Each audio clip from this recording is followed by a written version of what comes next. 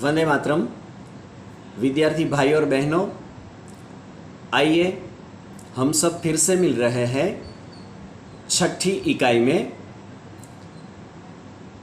छठी इकाई में जो बात बताई है वो हमारे देश से, हमारी संस्कृति से और हमारे पुराणों से जुड़ी हुई ये बात है। सबसे पहले ये कहानी कहाँ से आई उसकी बात थोड़ी सी हम कर लेते हैं। तो संस्कृत भाषा के महाकवि कालिदास का लिखा हुआ एक प्रसिद्ध नाटक है जिनका नाम है अभिज्ञान शाकुंतलम। तो ये अभिज्ञान शाकुंतलम जो है वो संस्कृत में महाकवि कालिदास ने लिखा है और यहाँ पर जो पाठ दिया है वो उन्हीं का एक अंश है, यानी कि एक छोटा सा भाग है, उन्हीं में से लिया गया है। संस्कृत में से इसका अनुवाद राजा लक्ष्मण सिंह जी ने किया है और राजा लक्ष्मण सिंह का जन्म 1926 में आगरा में हुआ है। वे हिंदी, संस्कृत, अंग्रेजी, फारसी, बंगला और अरबी ऐसी अलग अलग बहुविध भाषाओं को अच्छी तरह से जानते थे, समझते थे। कालिदास के अभिज्ञान शाकुंतलम, मेघदूत और रघुवंश के हिंदी अनुवाद पर लेखक को यानी कि लक्ष्मण सिंह को पुरस्कार भी दिया गया है। इस इकाई में यहाँ पर जो हमारे सामने दी है, इस इकाई में ऋषि कण्व के आश्रम में शकुंतला का पुत्र भरत एक सिंह शावक के साथ यानी कि सिंह के बच्चे के साथ खेल रहा है। आश्रम में रहने वाली दो तपस्विनियां बालक को रोकने का प्रयत्न कर रही है। राजा दुष्यंत जो है वो छुप कर के इस मनोहर दृश्य को, इस सुंदर दृश्य को देख रहे हैं, उसका आनंद ले रहे हैं। अचानक बालक के प्रति राजा दुष्यंत को सहज आकर्षण हो जाता है और आकर्षण से वे रोमांचित हो जाते हैं। तपस्विनियों के कहने पर वे बालक के पास नजदीक पहुंच जाते हैं, उसे गोद में उठा करके प्यार करने लगते हैं। वे सोचने लगे, उस बालक को देख करके, बालक का स्पर्श करके वो सोचने लगते हैं कि काश यह बालक मेरा पुत्र होता। इस प्रकार से वो सोच रहे हैं। दोनों तपस्विनियों की बातचीत से बाद में उन्हें पता चलता है कि यह बालक कोई और नहीं लेकिन उन्हीं का पुत्र है, उन्हीं का बेटा है। इस बात का उसे पता चलता है और यह जानकर वे खुशी से झूम उठते हैं, बड़े आनंदित हो उठते हैं। वैसे तो ये जो कहानी है बड़ी लंबी कहानी है कि ये भरत कैसे, कहाँ से आया, शकुंतला कौन, ये लंबी कहानी है। तो इसकी चर्चा हम बाद में करेंगे। अभी आप किताब में से साथ में देखते जाना। भरत, ऐसा कहा जाता है कि इसी भरत के नाम से हमारे देश का नाम भारतवर्ष पड़ा है।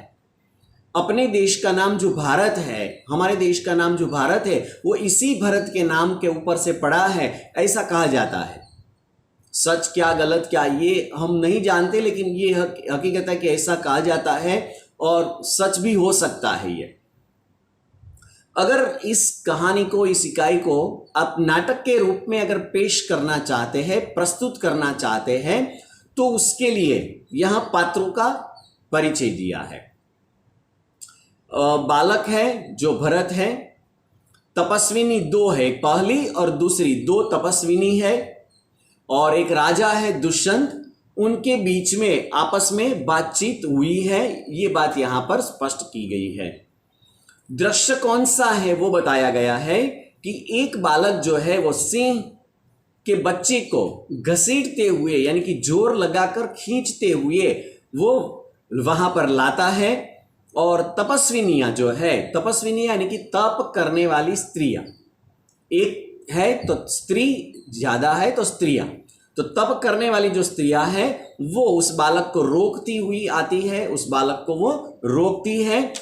और उसी समय राजा दुष्यंत वहां पर है, लेकिन वो एक पेड़ की ओट में, ओट का मतलब होता है आड़, पीछे का भाग, पेड़ का पीछे का जो भाग है वहां पर वो खड़े रह करके वो ये सारी घटना देख रहे हैं, सारा प्रसंग देख रहे हैं। बालक सिंह से कहता है उसी समय के, अरे सिंह तू अपना मुंह खोल, मैं तेरे दांत गिनूंगा। देखो ये कितना बहादुर बालक होगा, कितना वीर बालक होगा, कितना निडर बालक होगा। तो ये कह रहा है, सिंह के बच्चे को कहता है। सिंह का नाम सुनकर ही हमें तो कुछ होने लगता है। तो यहां ऐसे में तो ये बच्चा क्या करता है कि सिंह के बच्चे को कहता है कि तू अपना मुंह खोल, मैं तुम्हारे दांत गिनना चाहता हूं। उसी समय पहली जो तपस्विनी है वो कहती है, ए हठीले, हठीले मतलब जिद्दी, कि ए जिद्दी बालक, तू वन के इन पशुओं को, जंगल के इन पशुओं को, प्राणियों को क्यों सताता है, तू परेशान क्यों करता है इस प्राणियों को। हम तो इन पशुओं को बाल बच्चों के समान रखती है। तपस्विनी अपनी बात बताती है कि हम इन पशुओं के बच्चों को तो बाल बच्चों के समान संभाल रखती है उसका। तेरा साहस, साहस यानी कि हिम्मत, तेरी हिम्मत बढ़ती जाती है। तेरा नाम ऋषियों ने सर्वदमन रखा है, ऋषि मुनियों ने इस बालक का नाम सर्वदमन रखा है। सर्वदमन मतलब सबका दमन करने वाला। यहां दुष्यंत पुत्र भरत का नाम भी एक सर्वदमन है। ये दुष्यंत का पुत्र ही है, वो बाद में आता है, तो उसका नाम भी सर्वदमन है। और सर्वदमन का मतलब होता है कि सब पर दमन करने वाला। तो ऋषि मुनियों ने उसका नाम, उसके लक्षण ही ऐसे थे और इसकी वजह से ऋषि मुनियों ने इसका नाम सर्वदमन रख दिया था। सो ठीक ही है, मतलब वह ठीक है, मतलब वह बराबर ही राम रख दिया है। दुष्यंत उनकी बातों को सुनकर स्वयं से अपने आप से कहने लगते हैं कि आहा, आश्चर्यजनक उद्गार उसके मुंह से निकल जाता है। क्या कारण है कि मेरा स्नेह उस बालक की ओर उमड़ा सा जा रहा है, यानी कि बढ़ रहा है। उनकी तपस्विनी की बात सुनकर, बालक को देख करके दुष्यंत का मन उस बालक के प्रति खींचा जा रहा है। स्नेह, उसका जो प्रेम है दुष्यंत का, वो उस बालक के प्रति उमड़ा जा रहा है। उसी समय दूसरी तपस्विनी कहती है, जो तू इस बच्चे को छोड़ न देगा तो सिंहनी तुझ पर दौड़ेगी, यानी कि उस बच्चे की मां सिंहनी। अगर तू इस बच्चे को छोड़ नहीं देगा तो सिंहनी आएगी, यानी कि उस बच्चे की मां आएगी, और वो तुम पर दौड़ेगी, इसलिए उसको छोड़ दो। बालक मुस्कुराकर हंस करके छोड़ता नहीं है, लेकिन कहता है ठीक है, सिंहनी का मुझे तो ऐसा ही डर है। मतलब वो सिंहनी आए, बालक भी यही चाहता है। देखो निडर कितना है, तो बालक भी यही चाहता है कि सिंहनी यहां पर आए और उस पर आक्रमण करे, तो ये भी ये चाहता है। और कहता है, और फिर मुंह अपना वो चिढ़ाता है, यानी कि अप्रसन्न मुंह करता है, जैसे उसको अच्छा नहीं लगा ऐसा वो मुंह अपना बिगाड़ देता है। उसी समय दुष्यंत को बहुत आश्चर्य होता है, अचरज होता है, और वो अपने मन कहता है कि यह बालक अवश्य, यानी कि यह बालक जरूर किसी तेजस्वी वीर का पुत्र है। तेजस्वी यानी कि जो पराक्रमी है, वीर जो बहादुर है, ऐसा जो साहसी है, जो बलवान है, ऐसे किसी वीर व्यक्ति का पुत्र है ये। इसका मुख जो, इसका चेहरा जो है वो अग्नि के समान, आग के समान दमक रहा है, यानी कि आग के समान उसका चेहरा भी चमक रहा है, इतना चमकीला चेहरा है उनका। और इस प्रकार से उस बालक को देख करके थोड़ी सी बात तो दुष्यंत अपने आप समझ जाते हैं कि ये बालक कोई सामान्य बालक नहीं हो सकता है। फिर पहली तपस्विनी उसको, बालक को कहती है कि हे प्यारे बालक, सिंह के बच्चे को छोड़ दे, मैं तुझे खिलौना दूंगी। वो खिलौना देने की लालच, एक प्रकार से वो लालच बंधाती है कि सिंह के बच्चे को छोड़ दे तो मैं तुम्हें खेलने के लिए खिलौना भी देती हूं। तो बालक अपना हाथ पसारता है, पसारना मतलब अपना हाथ फैलाना, विस्तार करना, अपने हाथ को वो सामने फैलाता है कि हाँ लाओ पहले खिलौना दे दो, लाओ कहाँ है। वो भी चतुर है, बालक भी चतुर है, तो क्या करता है वो पहले खिलौना मांगता है कि हाँ पहले खिलौना दो, तो मैं बाद में इसको छोड़ देता हूं। दुष्यंत दूर से ही अभी खड़े हैं, पेड़ के पीछे, पेड़ की ओट में छिपे हुए हैं, और वहीं पर से बालक की हथेली को, जैसे बालक ने इसे हाथ पसारा है, तो दूर से दुष्यंत उसकी हथेली को देख लेता है और स्वयं से, अपने आप से कहता है कि आहा। आहा मतलब एक हर्ष तथा आश्चर्यकारक उद्गार है। हर्ष दिखाने के लिए, आश्चर्य दिखाने के लिए जो उद्गार निकलता है अपने मुंह से, उसकी बात है। तो आहा, इसके हाथ में चक्रवर्तियों मतलब समुद्र तक की पृथ्वी को जीतने वाला सम्राट, यानी कि समुद्र को छोड़कर जितनी भी पृथ्वी है, जितनी भी जमीन है, उसको वो जीत सके या तो जीत ले, ऐसा महान सम्राट, ऐसे महान सम्राट की बात है। तो ये तो चक्रवर्तियों के लक्षण इसके हाथों में नजर आ रहे हैं। उंगलियों पर कैसा अद्भुत जाल है। अद्भुत यानी कि विचित्र। जाल मतलब जो ये गोल गोल रेखाएं हमारे उंगलियों में होती है, जाल होती है, हमारे उंगलियों में जो निशानी होती है वो, तो कैसा अद्भुत जाल है ये। हथेली की शोभा यानी कि हथेली की जो सुंदरता है वो प्रातः यानी कि बड़े सवेरे, कमल को भी लज्जित, कमल सुबह में बड़े सवेरे कमल खिलता है पानी के अंदर, तो उसकी शोभा, जो उसकी जो चमक है, उसकी सुंदरता है, उसको भी लज्जित करती है, यानी कि लजाया हुआ। मतलब सुंदरता इतनी ज्यादा है हथेलियों की कि वो कमल के फूल को भी लज्जित, वरना कमल का फूल तो बहुत सुंदर होता है, फिर भी उसको भी लज्जित करे, इतनी सुंदरता इस बच्चे की हथेली में दिखाई दे रही है। दूसरी तपस्विनी उसी समय कहती है कि हे सखी सुव्रता। यहां सुव्रता शब्द दिया है, ये सुव्रता पहली तपस्विनी का नाम है। दूसरी तपस्विनी कुछ उसे कहती है तो सुव्रता कह के पुकारती है, तो ये सुव्रता जो है वो पहली तपस्विनी का नाम है। यह बातों से नहीं मानेगा। इस बच्चे को अगर हम कहेंगे ये कर वो कर, तो इससे मानने वाला नहीं है। जा तू मेरी कुटिया में से, कुटिया मतलब मेरी झोंपड़ी में से, मेरी कुटी में से ऋषि कुमारों के लिए, ऋषि कुमार यानी कि ऋषियों का बालक या तो ऋषियों का बेटा, तो उसके लिए खेलने के लिए मिट्टी का मोर रखा है, उसे ले आ। तू कुटी में जा और वहां ऋषि कुमारों के लिए, इन तपस्वी के बेटों के लिए, बालकों के लिए जो खेलने के मिट्टी का मोर, उस समय मिट्टी के खिलौने रहते थे, तो मिट्टी का मोर रखा हुआ है, उसको तुम यहां पर ले आओ। पहली तपस्विनी मिट्टी का मोर लेने के लिए वो चली जाती है और बालक उस समय कहता है कि तब तक तो मैं इस सिंह के बच्चे के साथ खेलूंगा, जब तक खिलौना नहीं आता तब तक मैं इस सिंह के बच्चे के साथ ही खेलूंगा। इतना कहकर वो तपस्विनी की ओर देखकर हंसता है, तपस्वी के सामने देख करके वो हंसता है, क्योंकि वो भी इस प्रकार से चतुर है कि वो जल्दी से इस प्रकार से सिंह के बच्चे को छोड़ेगा नहीं। दुष्यंत आप ही आप अपने आप से वो कहते हैं, अपने मन ही मन वो कहते हैं, इस सुंदर बालक से खेलने को मेरा मन कैसा ललचाता है। आकुल करना, मुग्ध करना, इस सुंदर बच्चे के साथ खेलने के लिए मेरा मन, दुष्यंत का मन ललचाया हुआ है कि मैं इस सुंदर बच्चे के साथ थोड़ी देर के लिए खेलूं।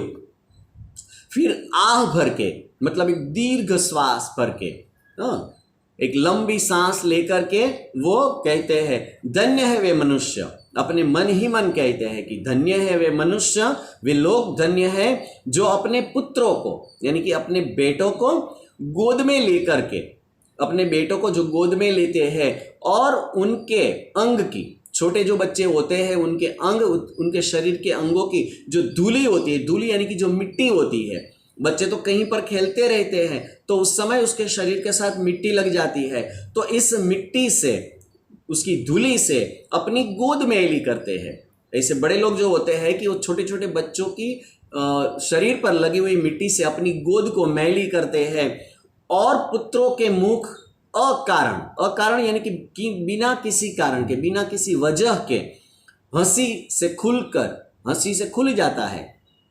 छोटे बच्चे जो होते हैं वो बिना कारण, अकारण हास्य करते हैं, अकारण हंसते हैं और उसका मुंह जब खुलता है तो अंदर से उज्जवल यानी कि चमकते हुए या तो स्वच्छ दांतों की शोभा यानी कि सुंदरता। छोटे बच्चे जो होते हैं उसके दांत एकदम सफेद होते हैं बिल्कुल, और उसकी सुंदरता, उसकी चमक भी ज़्यादा होती है, तो उसकी सुंदरता बड़ी अच्छी लगती है। और तुतले वचन बोलते हैं, तुतले वचन बोलते हैं मतलब तुतली बोली में बोले गए शब्द, उसको तुतले वचन बोलते हैं। तुतली भाषा में बोले गए जो शब्द है वो वहां पर बोलते हैं। तो ऐसे शब्द वो बोल रहे हैं, उसकी बात है यहां पर। दूसरी तपस्विनी उसी समय कहती है क्योरे डीठ, डीठ शब्द है, क्योरे डीठ। हाँ, डीठ, डीठ का मतलब होता है साहसी, दृष्ट, एक प्रकार से दृष्ट है, साहसी है, भय रहित है, ऐसा कि क्योरे ढीठ, तू मेरी बात कान नहीं धरता, यानी कि बात मेरी अनसुनी करता है। तू मेरी बात क्यों अनसुनी करता है, मतलब मेरी बात अच्छी तरह से ध्यान से तो क्यों सुनता नहीं है। फिर दूसरी तपस्विनी इधर उधर देखती है, आसपास देखती है कि यदि कोई है, कोई ऋषि कुमार यहाँ है, फिर आवाज लगाती है कि कोई ऋषि कुमार, यानी कि कोई ऋषि का बेटा, कोई ऋषि का बालक यहाँ पर है कि जिसकी वो मदद लेना चाहती है, इसलिए वो कहती है कि कोई ऋषि कुमार यहाँ पर है। अचानक दूसरी तपस्विनी दुष्यंत को देख लेती है, फिर दुष्यंत को देख करके वो कहती है कि हे महात्मा, वो महात्मा का संबोधन करती है कि हे महात्मा, यानी कि महानुभाव, कि हे महानुभाव, तुम ही यहाँ पर आओ और कृपा करके, मेहरबानी करके इस बली बालक, बली यानी कि बलवान, इस बलवान बालक के हाथ से सिंह के बच्चे को तुम छुड़ाओ। दूसरी तपस्विनी अचानक दुष्यंत को देख लेती है कि जो वो पेड़ के पीछे छिपे हुए हैं, वहां से उसको बुलाती है और कहती है कि अब इस बली बालक के हाथ से, इस बलवान बालक के हाथ से आप ही इसको, इस सिंह के बच्चे को छुड़ाओ। दुष्यंत उस समय नजदीक आते हैं, पास आते हैं बालक के, अच्छा कहकर वो पास में आते हैं कि हाँ चलो मैं ही प्रयत्न करता हूँ। बालक के पास जाते हैं और फिर हंस करके वो बालक से कहते हैं कि हे ऋषि कुमार। यहाँ पर दुष्यंत ने इस बालक को ऋषि कुमार का संबोधन किया है, क्योंकि ये वन में रहता है, तपोवन में रहता है, ऋषि के आश्रम में रहता है, इसीलिए वो ऋषि कुमार समझता है।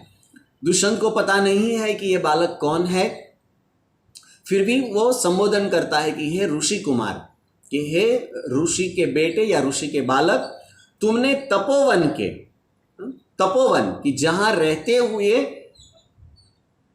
मुनि लोग, संत लोग तपश्चर्या करते हैं, यानी मुनियों का जो आश्रम होता है, स्थान होता है, निर्जन जंगल में, निर्जन विस्तार में, जहां ऋषि लोग अपनी कुटी बना करके, झोंपड़ी बना करके तपस्या करते हैं, वो तपोवन। तो ऐसा तपोवन के विरुद्ध यह आचरण, यानी कि व्यवहार, तपोवन के विरुद्ध यह आचरण, तुमने एक ऐसा व्यवहार तुमने क्यों सीखा है कि जिससे तुम्हारे कुल की लाज जाती है, जिससे तुम्हारे कुल की लाज, कुल यानी कि वंश, जाति, तुम्हारा जो पूरा वंश है, तुम्हारी जो पूरी जाति है या तुम्हारा जो घर है, उसकी लाज जाएगी, इज्जत जाएगी। ऐसा काम तुम क्यों कर रहे हो जिससे तुम्हारे कुल की लाज जा रही है? यह तो कोई अच्छी बात नहीं है, तुम जो ये कर रहे हो ये कोई अच्छी बात नहीं है। इतना ही जैसे बच्चे ने सुना, तुरंत बच्चा शेर के बच्चे को छोड़ देता है। वो जो बालक है, वो जो भरत है, सर्वदमन जो है, वो तुरंत इतना सुन करके तुरंत वो अपने हाथ से सिंह शावक को, यानी कि सिंह के बच्चे को वो छोड़ देता है तुरंत, यानी कि दुष्यंत का कहना वो मानता है। उसी समय दूसरी तपस्विनी कहती है कि हे बड़भागी, यानी कि बड़े नसीब वाले, बड़े भाग्य वाले। वो दुष्यंत को बड़े भाग्य वाली समझती है कि हे बड़भागी, यह ऋषि कुमार नहीं है।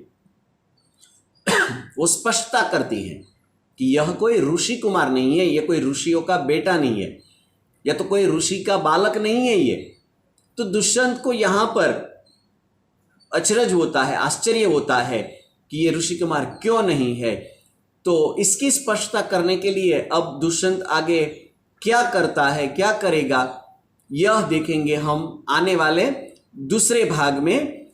यहाँ से थोड़ी बात हम अधूरी छोड़ देते हैं, आने वाले दूसरे भाग में हम इसकी बात आगे करेंगे।